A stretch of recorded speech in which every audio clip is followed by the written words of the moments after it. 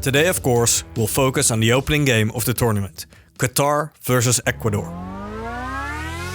Let's start with the Qatar national team. As the host of the tournament, they didn't need to qualify. This is the first time that Qatar will play at a World Cup. Qatar has only a population of a little over 300,000 people. So, how did they form a national football team for the World Cup? Well, over the last couple of decades, Qatar has been steadily naturalizing football players. For example, Sebastian Soria is from Uruguay. He was naturalized in 2006 after playing in Qatar for a couple of years. He then went on to become the second most kept player ever for Qatar, with 126 appearances. The current squad also has several naturalized players, such as Mohamed Matari from Ghana, Karim Boudiaf from France and Pedro Miguel from Portugal. They won the Asian Cup in 2019, so they have improved over the last couple of years. However, naturalizing players is not the only way the country became better at football. The country invested over $1.4 billion in a football academy, the Aspire Academy. They scouted thousands of boys from all over the world every year for over a decade, especially from Africa and South America. The country invited the most talented kids to join the academy. Almoez Ali is one of the stars of Qatar's national team. He moved from Sudan to Qatar as a kid and subsequently joined the Aspire Academy. Qatar's manager Felix Sanchez-Bas comes from Spain.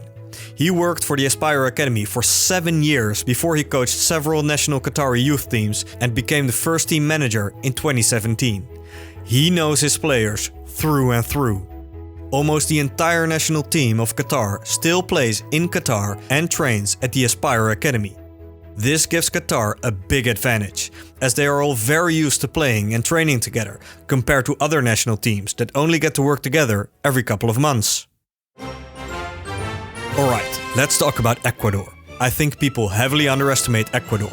They have a young team with very talented players like Moises Caicedo and Pervis Estupinan from Brighton, Piero Hincapie from Bayer Leverkusen and José Ciguentes from LAFC.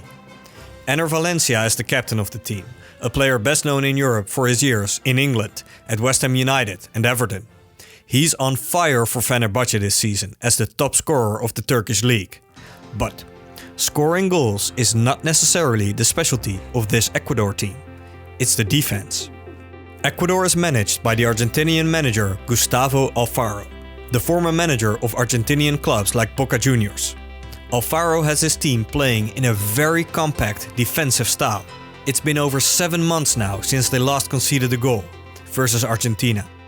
Since then, they beat Nigeria and Cape Verde 1-0 and drew 0-0 with Mexico, Saudi Arabia and Japan.